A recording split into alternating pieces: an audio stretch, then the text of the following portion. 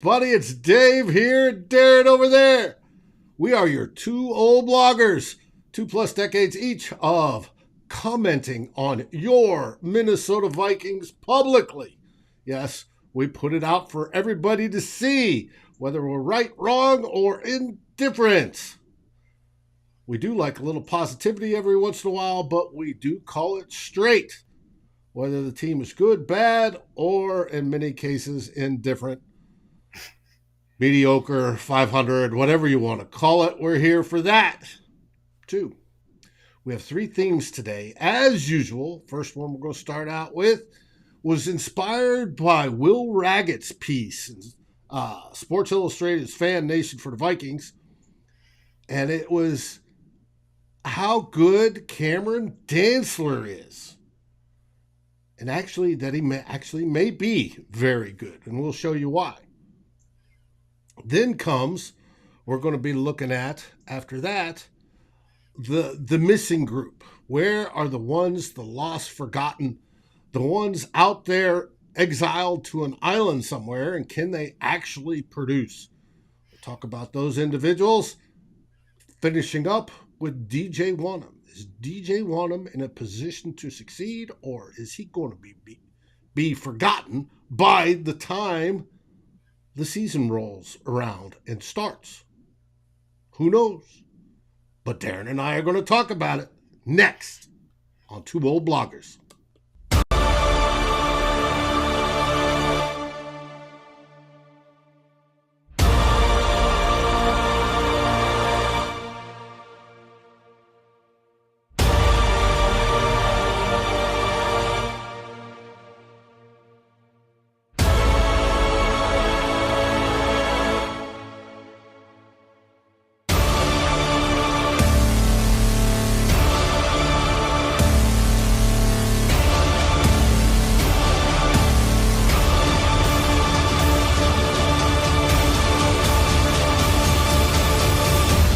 Climb in the Pocket, Daily Norseman, and Lake Monster Brewing presents Two Old Bloggers.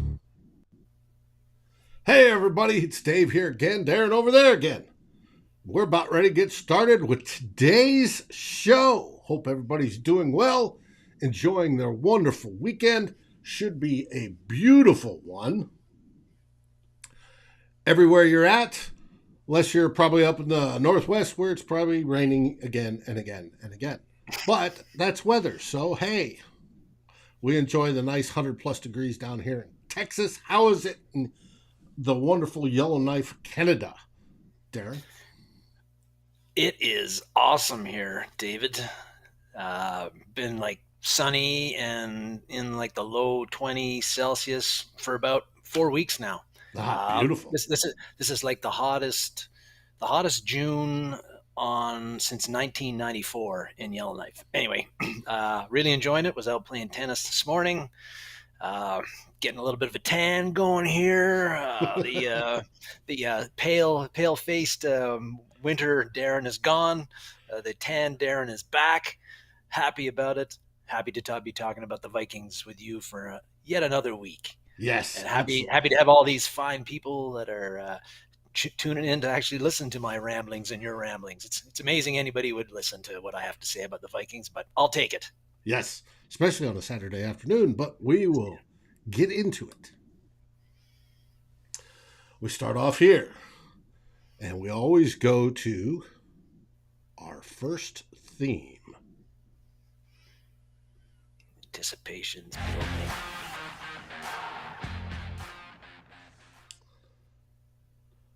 Here it is. Cameron Dantzler, the man, the needle, the myth. Is he good? Yeah, well, we certainly. It seemed that Mike Zimmer didn't feel that he was very good the past 2 years because he kept yanking him in and out of the lineup. But as you mentioned in the intro, that Skull, Brian.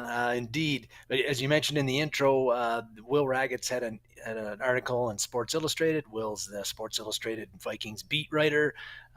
Good writer. I enjoy his stuff. And he was focusing on Dantzler. Dantzler was the first player that I honed in on when I was looking at potential breakout players. I talked about him probably a couple of months ago or maybe more. I had various reasons for why I thought Dantzler was a potential breakout player, but Will Raggett's article indicates, and he takes a look at some analytical sites about Raggett's, but that article indicates that maybe Dantzler has already broken out in a way. That he so I'm a little bit late to the party, and you got it there. You see it again. Pro Football Focus as a rookie felt that had him ranked 20th out of 70 corners who played at least 600 snaps. And then in 2021, he had him 16th out of 80 corners. And again, the run defense grade is maybe a surprise to us, but they had him very highly ranked as a run defender, even though we know that Cam is not, as he's got the nickname Needle because he's kind of thin. He's tall and thin and not the biggest guy, but he gets his nose in there. And also along with the Pro Football Focus rankings, Will mentioned about the next gen stats. You've got another great visual up there. Hopefully everybody can read it. But essentially, he had Dantzler was ranked 7th out of the 10 top coverage players according to next gen stats. And you can see down there, they've got all kinds of various ways they rank that, from like passer rating allowed, catch rating below expectation, tight window percentage. I always get a laugh out of tight window. I don't know why. I don't know. I get other things when I think about tight, but I feel about other things there. And I'm not going to go into what's going up in my head when I think about that. But anyway, I think Dave, you've already kind of clued in on that. Anyway.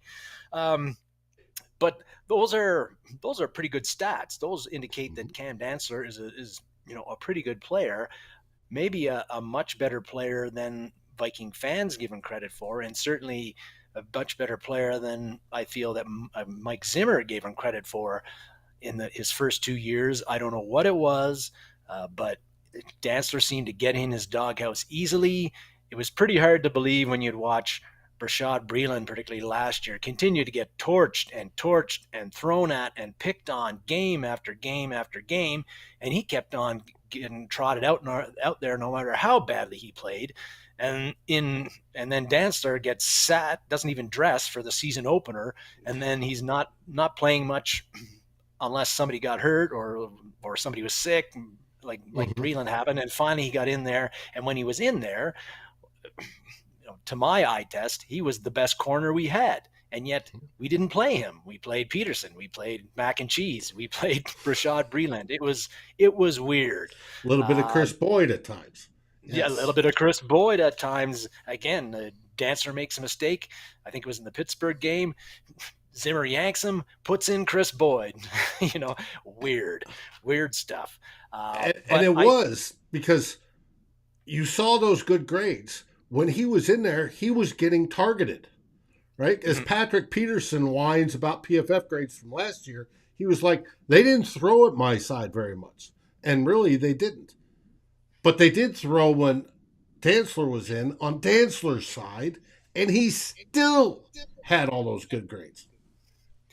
Yes, and we know that you mentioned Patrick Peterson. We know that Pro Football Focus in particular did not graded him very well the past 3 years, I believe, something that Peterson is not happy about. But those are the grades. There's some indication, I think, of how well a player is doing or not doing. And really, Viking fans, I think that Will Raggets mentions in his story that, I don't know if this is actually true, but it makes sense that now that when the Vikings drafted Andrew Booth, a guy with first-round talent who fell to the second round because of injury concerns, and that there's a feeling that Booth is a guy that's going to challenge Dantzler for that one of those starting outside corner jobs, and that Dantzler's got to really prove himself in his third year to be in the Vikings' long-term plans. I don't understand that thinking if people think that, because I think if Booth is going to challenge anybody, I think he's going to challenge Patrick Peterson, because Peterson is the guy, again, through the eye test. I know he didn't get thrown at a lot, but when he did, I didn't find him particularly impressive. He's a year older, not any faster. The grades on him have been meh for, like, again, 3 years. Really, he's a guy on the downside of his career. Dantzler is a guy I think is on definitely on the upside. Already a good player. If you look at these advanced, some of these advanced, stats, Mhm. analytic sites, whatever you feel about them, I think that, don't be surprised if Dantzler this year is one of the Vikings' best defensive players on the team.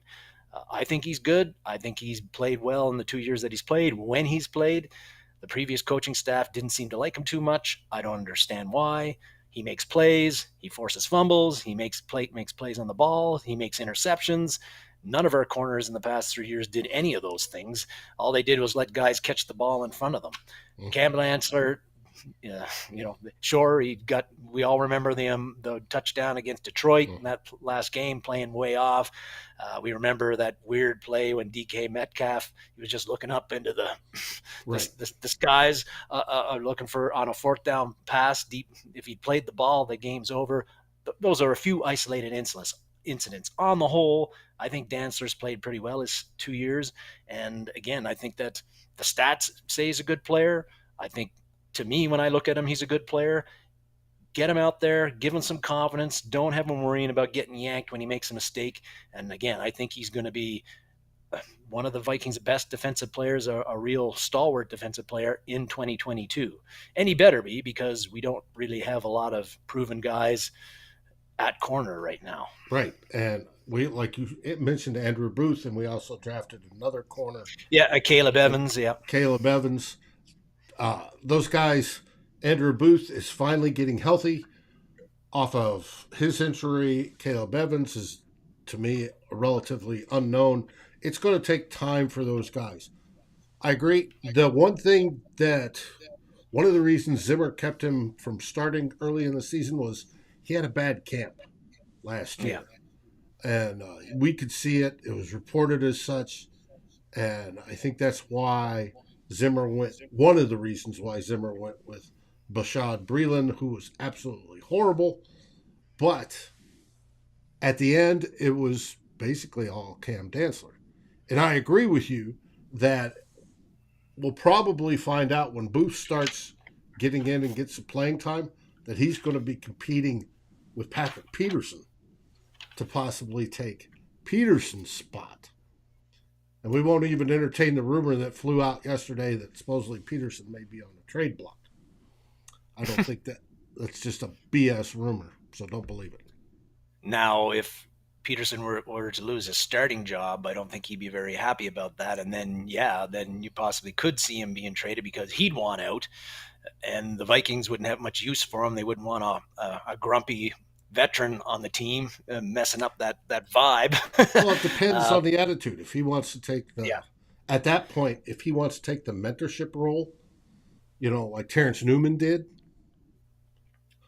I could be for that, and he may be for that. But we've got to play some football first to yes. see exactly where these guys are at. So I'm just saying, if Peterson, yeah, you certainly want to keep Peterson. If he lost his job, but he's okay with that. He's like, well, that happens. You got to compete. I'll just practice harder, study more, and try to win my job back and mentor the guys while I did, because I'm on the end, sort of the tail end of my career. Definitely, you want to keep a guy like that. But if Peterson were to take, say, I lost my job. I don't think I should have lost my job. I don't want to be here. Then you get rid of him for whatever you can. Or even if the Vikings' depth at corner is iffy, which I iffy, think it it is is. now. It is now, even though we've addressed it in the draft and free agency with kind of mid-level signings, and then the draft picks that we've made. Certainly, Booth is expected to have an impact, but Caleb Evans, I think I'd be very surprised if he plays very much this year. And but I could be surprised. I'd be pleasantly surprised if he did, and he was a good contributor. But I'm not expecting that from him. Booth, I am expecting him to do Something. Mm-hmm.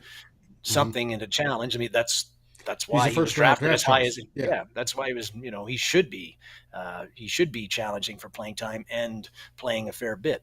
I don't know if he's a guy who can play in the slot. I did not see that in any of his scouting reports.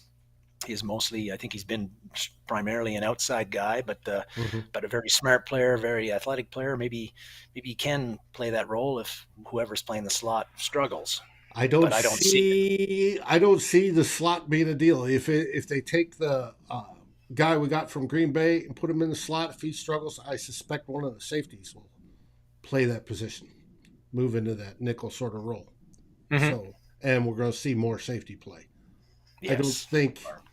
I think your three primary outside corners are going to be Patrick Peterson, Cam Dantzler, and Andrew Booth when he's up to speed.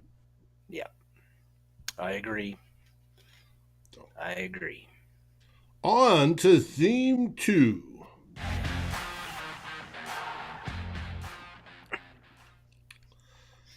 All right. You wanted to talk about the great unknowns. And we start with Coach Mike Smith.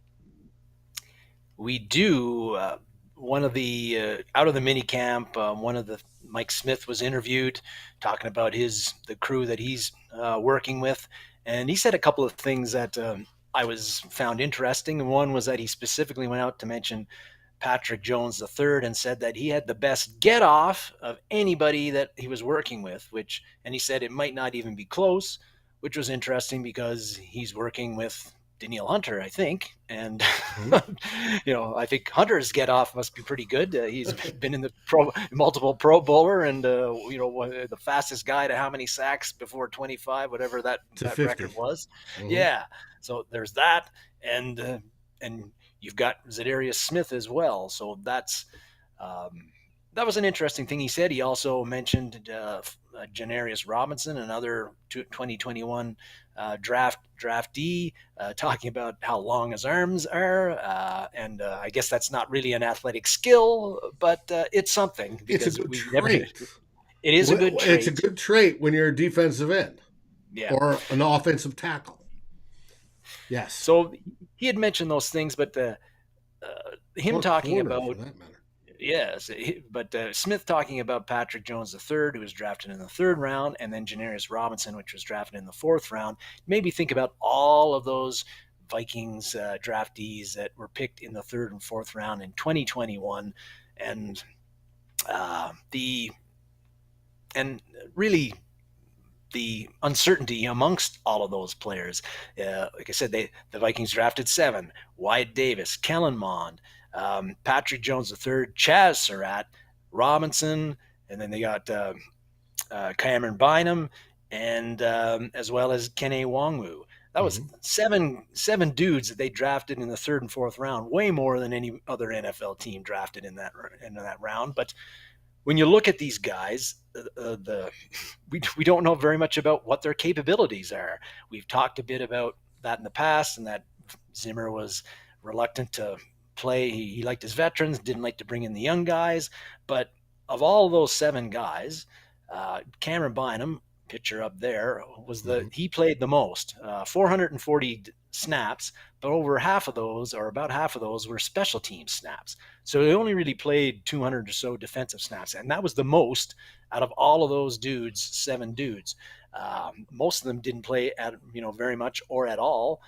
Patrick Jones got a little bit of playing time later in the year, but they either didn't play, sometimes weren't even dressed. In Janarius Robinson's case, he was on IR and didn't play at all. When they did play, Kene Nwangwu was probably the most impactful of all those players, and that was really just 2 plays, 2 kickoff returns, basically. That was his biggest impact. And then after that, Cameron Bynum flashed in a couple of his starts, but overall, most of these guys, even when they were in there, they didn't really show much, and that includes Patrick Jones III. And a lot, 5 of those 7 guys, Mond, Surratt, Wyatt Davis, Patrick Jones III, Cameron Bynum, those guys were some of the best players on their college teams. They were very productive throughout their whole college career, and but yet again, we don't know if they're going to be factors at all, if they're going to be good pros. Huge uncertainty, and that kind of worries me because again, we picked 7 of these dudes in Mhm. fairly high part of the draft, and yeah, it really worries me. Are they all busts? It's really not look. It's not great for the Vikings.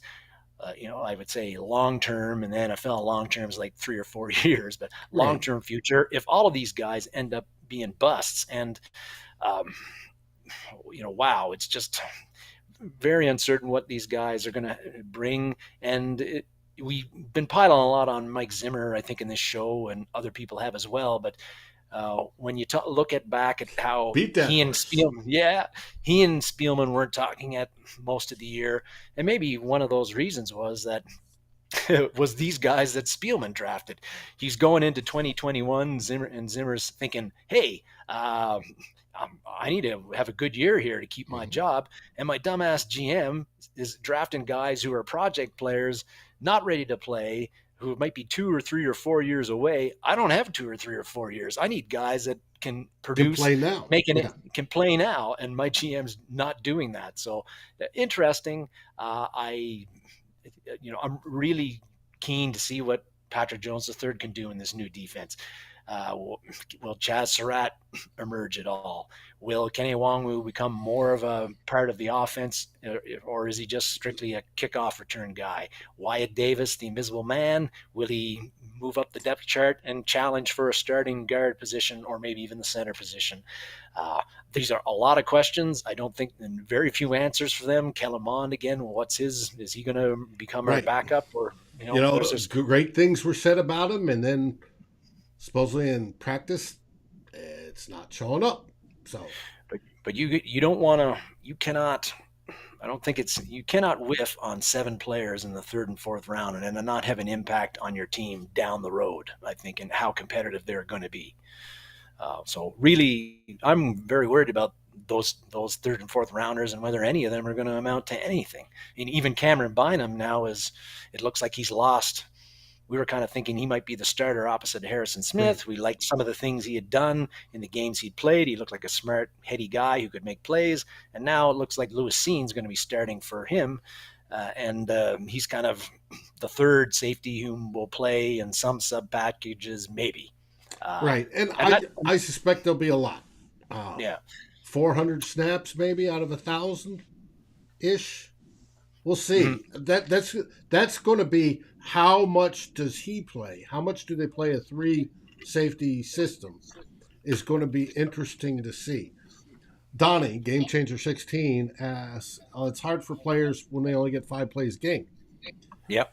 Donnie, like on most football teams, you do not prove yourself on game day. You first got to prove yourself on the practice field. And if you can't make it past that, you are not going to get plays on game day. And if you do get those 5 plays on game day, you better kick ass to move up. And we saw none of that last year, other than Nwangu um, and Bynum. And Those are Bynum, the yeah. only 2 out of that group that we saw anything. Yep. Wyatt Davis only got 12 special team snaps, and that was it, right? And he supposedly had problems with those. Come on, blocking's blocking when you're down on special teams. It's simple. You beat the guy across from you. It's literally, that's what you do. And it's, you got to do that. And some of that may be on him. Some of it may be Zimmer going, you're a rookie. I'm not even bothering. But if you're a type A personality, like 99% of these guys should be, you got to be out there to prove yourself. Hey, I'm good at this, right? And if they go, well, we're only going half speed, you better go 3/4 speed. You might get in trouble, but you better stand out in practice. You've got to do that.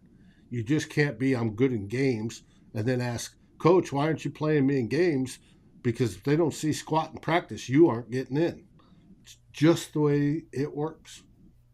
And in the preseason, really, Wonnum didn't play other than that one kickoff he got hurt in, but in preseason, none of these guys flashed last preseason either, and that wasn't where they did get a fair amount of playing time. I see Brian's got Brian Port says a comment about Scene was also picked because Hitman's past 30 and he's probably not going to be playing professional football for much longer, or if he is, it might not be with the Vikings.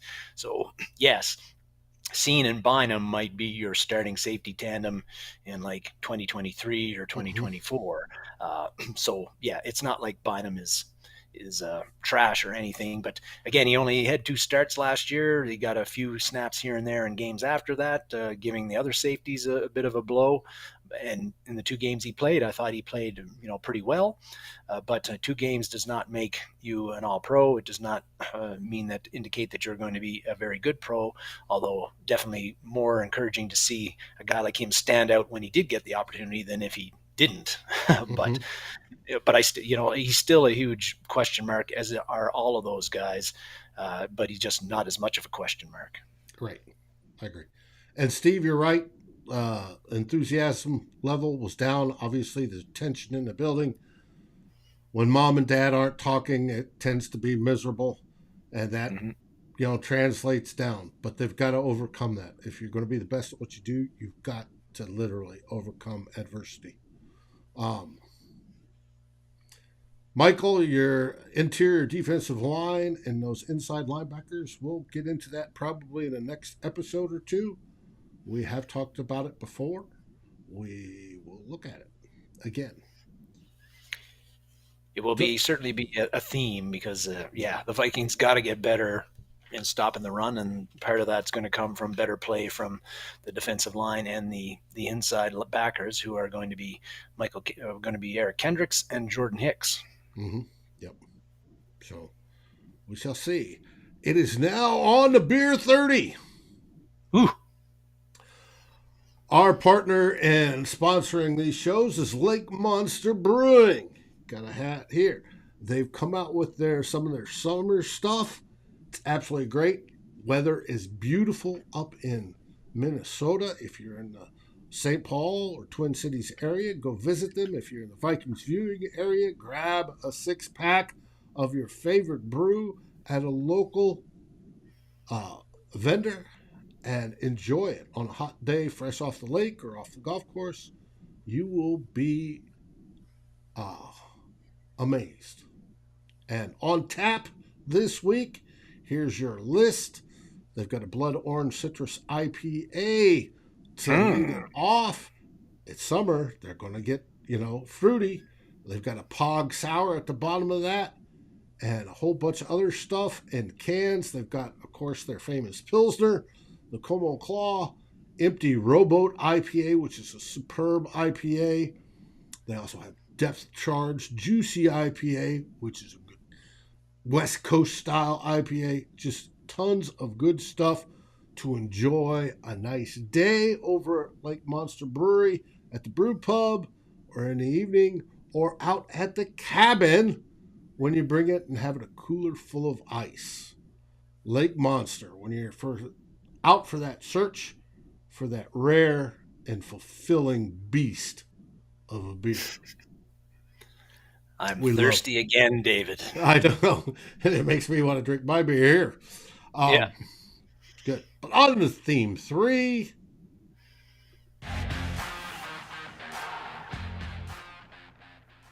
Yes, Michael. Bourbon barrel aged black looks awesome. Theme 3. Here we go. DJ Wonnum. Yes, DJ. I think if you watched the Vikings last year on a regular basis, you'll know the answer to this question. But just letting you know that, or throwing it out here, who led the Vikings in sacks in 2021? DJ Wonnum. DJ Wonnum, the guy pictured there. 8 sacks last year. He had 3 as a rookie in 2021. Also, DJ had, along with those sacks, his snap count went up. Did a big jump last year. He was like he had over 1,000 snaps in 2021. Whereas it was about 600 as a rookie in 2020, and 447, only of those 600 or so, about 440 were defensive snaps. So there was also a fair bit of special teams in there as well. So you look at Wonnum, big jump in sacks in 2021 compared to his rookie year, big jump in the amount of playing time he got in 2021 compared to his rookie year. That looks like a kid who's on the rise, who's ready to become a major contributor to the Minnesota Vikings in 2022 and the Minnesota Vikings new look defense in 2022.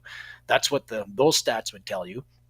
But if you look at it a little bit closer, there's some things to make you think that Wonnum actually may not have that large of a role. You've got his Pro Football Focus grade up there, David.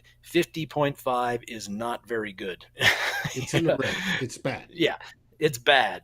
And I think I remember we don't have that stat, and I should have asked for it, but I think you would have got it. But Pro Football Focus also tracks pressures, and DJ Wonnum did not do very well in pressures last year. And that was his problem. Yeah. If you're looking at a defensive pass rusher, you want to look at their pressure rate. How many pressures per snap, right? And it doesn't necessarily affect their sack rate, but generally, the more pressures you have, the more likelihood you have of sacks. This is a case where it didn't. He had 8 sacks, and his pressure rate was pathetic. I wish I had brought up the numbers to give the people exactly what it was, but it wasn't good, and it was noticed. And out of those 8 sacks, the majority of them were cleanup sacks.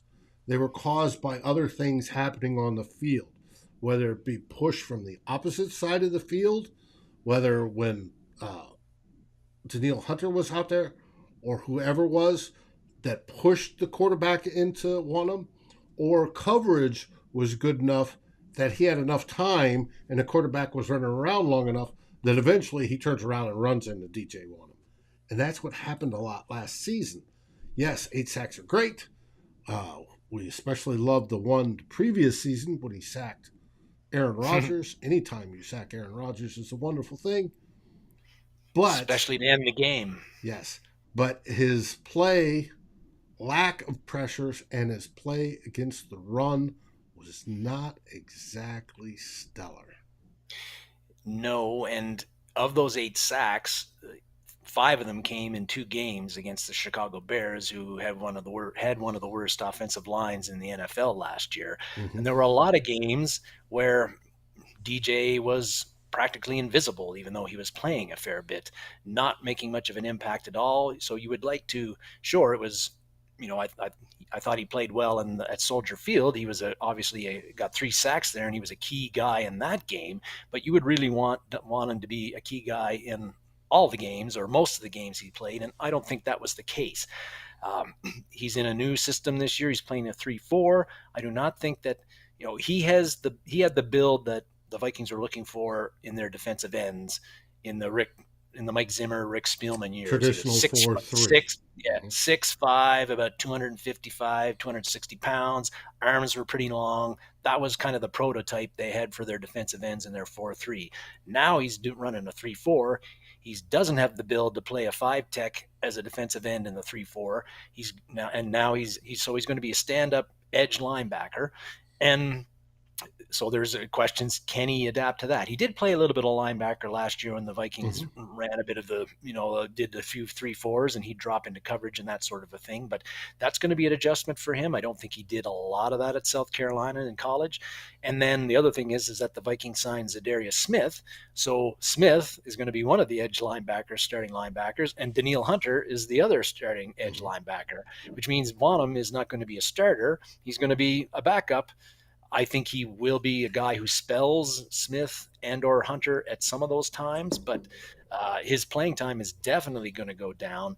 And like you mentioned about the run defense, the DJ has a reputation for not, when he was in the 4-3, for not setting the edge very well. And that was one of the issues why the Vikings, not the only issue, but that was one of the issues with the Vikings and their poor run defense the last 2 years, is that when Wonnum's out there, he's not setting the edge. He's actually getting pushed back and Pushed back or sucked in. yeah, so causing problems that way. And Ed Donatel made it very clear in his introductory press conference that he wanted guys who set the edge. And so if DJ Wonnum cannot do that, and then I think playing time is going to be more difficult for him to come by.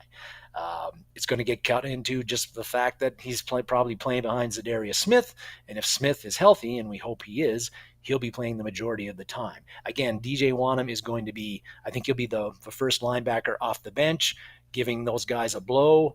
But the snap counts, I don't see them being anywhere near 1,000 in 2022. And that's going to mean his production is going to go down. His sack production is going to go down. So the guy who, after last year, if you look at some of the traditional stats, sacks in particular, you'd say, oh, he went from 3 to 8 from his rookie year. This guy is ascending. He's a coming star. I don't think that's the case. Like you said, a lot of those sacks were not because of something great he did, but just shit happened, right? Mm-hmm. And he kind of ran into them. I don't know, like I was, Drew Bunting had messaged me before this, and he was talking about Wonnum and was interested in this section of our show. And I kind of said off the top of my head that DJ Wonnum is kind of a poor man's Derek Alexander. Okay. And Alexander was an okay player, but not a great player. And I think DJ Wonnum is kind of like that too, kind of an okay player, but he's an okay player who is going to be struggling for a role in this new Vikings defense with the players we have. Really, last year, a lot of his snap count was based on the Vikings played him more out of necessity than merit, especially when Everson Griffin had the mental issues and he was gone for the year. Then they really had to, and Danielle Hunter was gone. Danielle Hunter got hurt. Yep. Yeah, so they had to play. They had no choice but to play DJ Wonnum. He was one of the best they had, and it worked out okay. But again, I think that he's going to matching last year's production is going to be a tough task for Wonnum, considering he's got better players that he's got to beat out, and he's not going to be able to do it. And he's and the snaps are going to be way down unless these guys playing ahead of him get hurt, and we don't want that to happen. So DJ Wonnum, I think, is a guy, if he's the kind of player you would really hope was ascending, because he's perfect. He's not yet 25. He's still on his rookie contract.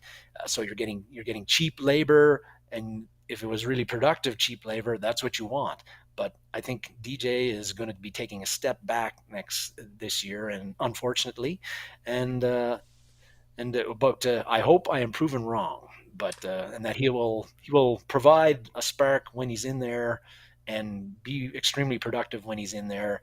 But I think based on, again, the kind of the stats that we've seen, that you've already cited, that he'll have to be a substantially different and better player this year than he has been in the previous two. And I don't know if he's got it in him. On the positive side, I was listening to a podcast, I think it was Vikings.com one, where they were talking to, it was Smith or the other outside linebackers coach. Yeah. And he was going through the different people in the group, Zadarius Smith, we know he's awesome. The whole story about how Danielle Hunter was questioning Zadarius Smith and going, I thought you were mean. You got after people. And then they turn out, no, he's fun to be around, and they're great friends, right? Yep. Do everything together, and that's absolutely wonderful. But when they got down to the different ones, whether it be, you talked about Janarius Robinson. I think the quote was, his arms were so long he could scratch his ankles without having to bend over. That's what he said, yeah. But when they got to DJ Wonnum, they go, DJ Wonnum's the smartest guy in the room. He is very extremely football smart. Hopefully, that is the case, that he is football smart. And now maybe with that smart, he can get it more into the subconscious realm and react properly, right? Slow the game down, right? You may know all the schematics, all the rules. If this guy steps here, I do this. If this guy comes across me, I do that. I look here, I look at all the different reads, right? And all the different steps. But if you're thinking about it, it takes forever and you're going to get caught out of position. If it becomes subconscious and you're doing it automatically, everything slows down, right? And then it's boom, boom, boom, look, right, boom, down, whatever you're doing, right? And then it becomes instinctual and you can defeat it because you know when you step here in this, that may mean there's a pulling guard coming from my right side if I'm on the left end, that I know if he's coming that I need to look at the running back, for certain things, and I need to set up to deflect the pulling guard away so I'm free to make a tackle. Stuff like that. If he can do that, if those smarts are there, right, and not just head smart, but can go into the subconscious and translate to play, he may be the best backup, or at least one of them on the team, and he'll be the first one off the bench. And that will do well for him if he gets, to his next contract, be it with the Vikings or somebody else, or God forbid, Smith or Hunter get hurt again, which we all hope isn't the case. I told Drew asked me the same question he asked you, and I said Wonnum's a contradiction, right? He gets the high sack numbers, but he was not good against the run, and he got caught out of position and stuff. However, he's been talked about as the smartest guy in the room. That you need to be able to resolve that, right? And the only way is up. And if you go down there, it's too bad. But we don't want him to go down. We want him to go up on his skill and apprehension. Or not. That's right. And being a smart football player also would indicate to me that he should be able to formulate a plan when he's pass rushing, meaning, and that he'll be able to pick up the different ways, different moves, and be able to figure out how to use those to his advantage in a game. Yeah, like set up a tackle. Set up a tackle. That to me is what I see. That's something that I would think a smart football player would be able to do. They've got a plan. They know how to execute the plan. And like I said, they're able to process it quickly enough and be able to read certain things on the fly to be able to set up the offensive line, tackle, guard, whoever they're facing, so they can get that advantage, get that pressure, and eventually get that sack. So I like smart football players, and the Vikings, I believe, drafted a lot of them in this draft. We talked about it last week, or I talked about it with somebody. I think it was actually Drew offline, or I was really impressed with. This has got nothing to do with DJ Wonnum, but in a way. But I've been really impressed with all of the interviews I've heard of almost all of the Vikings draftees, because they're so well spoken. They seem to have their things together off the field, and while that doesn't guarantee that the player is going to be good on the field, I like Vikings players to be good people, and I think I like them to be smart, and I think that being intelligent helps you in athletics. It does. It's great. It's great to be like the best athlete in the world, but if you're a rockhead, sometimes that doesn't really help you too much. And we've seen plenty of rockheads with great athletic ability who flame out as a pro. Mm-hmm. And as Mary said, team building that seemed a little non-existent as guys went in their own little ways last year. Hopefully that is an improvement too, because you want to care about your guys and do the best for them. It's just like in the military. Who are you fighting for? You're fighting for your brother next to you and your brother behind you, your sister, whatever. Whoever's out there, you're doing it for them. That's your first and primary responsibility. And if they play like that, where, hey, I'm doing this for my interior defensive lineman, for my linebacker behind me, for my corner that I know has got my back. As an edge rusher, those are the guys you're thinking of, then you're going to be successful. And hopefully that is the case for the young DJ Wonnum. But he's got his work cut out for him, I think. Oh, yes, he does. And he's going to have to press to get time, was Darius and Daniil, the known starters. Yes. Well, that brings us to the end of the show. What did everybody think of those three themes? I thought they're great because I came up with them. Well, I sent you that article early. Um, That's true. um, David's always funneling me these stuff to make me think about what we're going to talk about. If it wasn't for him, I'd be like, I don't know. yeah. Drew even looked at, I sent him a piece on fantasy ratings for some of the stars on the team, and those correlate with what we expect out of certain people. And we may talk about that next week, but we'll see. There was a few highly rated Vikings in that list. Mm-hmm. And again, yeah, nobody no surprises either. But yeah, some always interesting to see what those fantasy rankings, how they view the Viking stars, or who we think are the stars. Right, and how do they look at it? Is Kirk Cousins going to score more touchdowns or less touchdowns? Is Dalvin Cook going to score more? Is all that sort of stuff. So. What have you got going this week? What have you got going tomorrow? Tomorrow's Father's Day. It is. Yeah, nothing special on right now that I know of, unless somebody's going to surprise me. Probably be the case. But I've already got mine planned.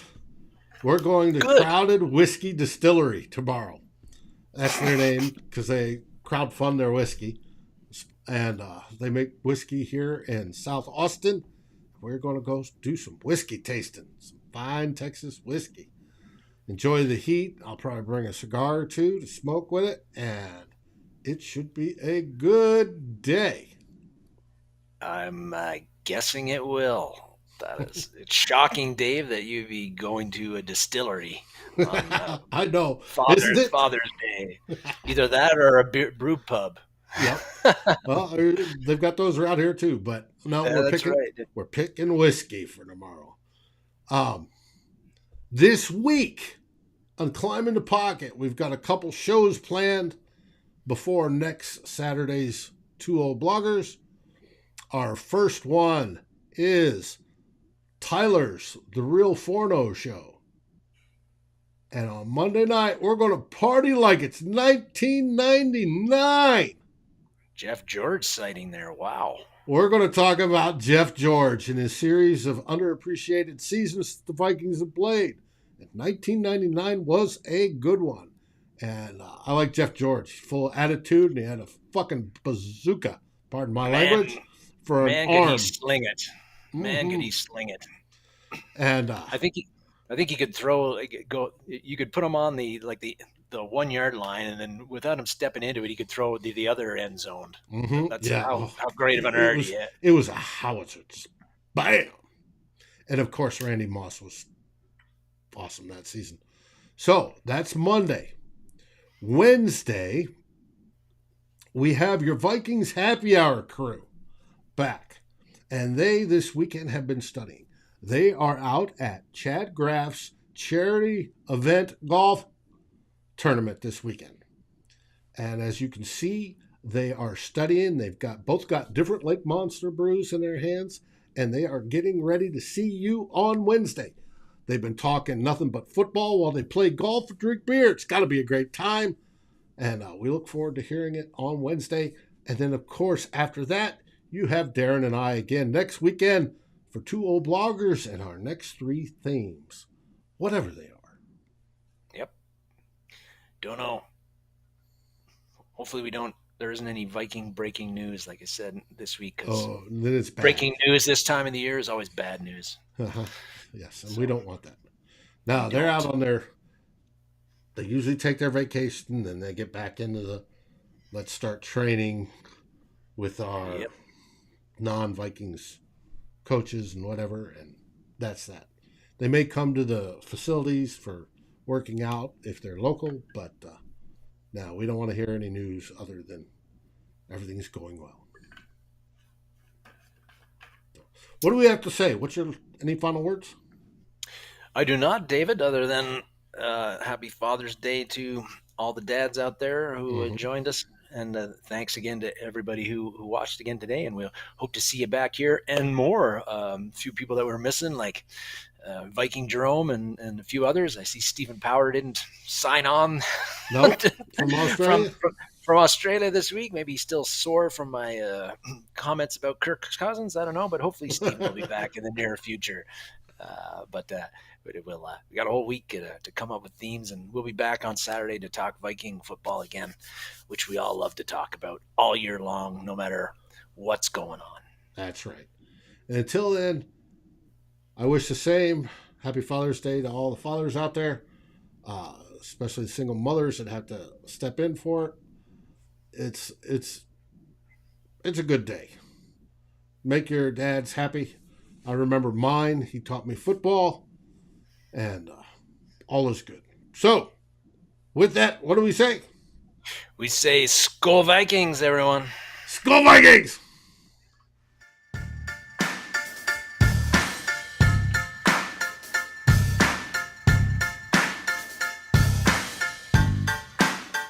Thanks for watching. Like, subscribe, and ring the bell, and rate us on your favorite aggregator. And a special shout out goes to our partners, The Daily Norseman, where the best Vikings content can be found, and to Lake Monster Brewing, home of the best beer in Minnesota. Skol, everybody.